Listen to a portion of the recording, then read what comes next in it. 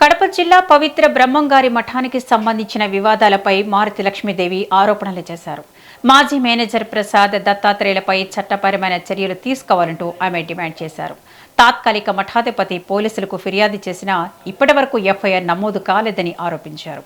మాజీ మేనేజర్ ప్రసాద్ ప్రోద్బలంతో తనను వేధిస్తున్నారని, మఠంలోని మహిళలు వారసులపై అరాచకాలు జరుగుతున్నాయని మండిపడ్డారు. గతంలో ప్రాణహాని హెచ్చరికలు చేసిన ఆడియోలు ఉన్నాయని తెలిపారు.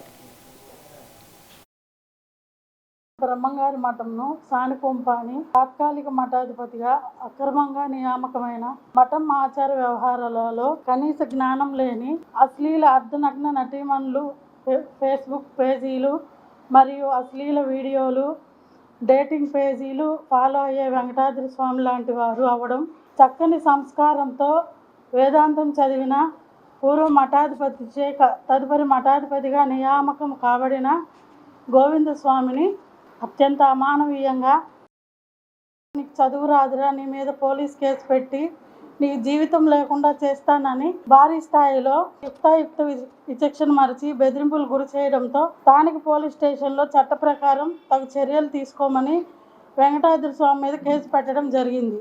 ఈ అమానవీయ సంఘటన మీద కేసు పెట్టగా ఇప్పటికీ ఎఫ్ఐఆర్ రాయలేదు. ఇలాంటి నీచపు వ్యవహారాలన్నీ మేనేజర్గా డిస్మిస్ అయిన పిపిఎన్ ప్రసాద్ ప్రోద్బలంతో వెంకటాద్రి స్వామి వారు చేస్తున్నారు.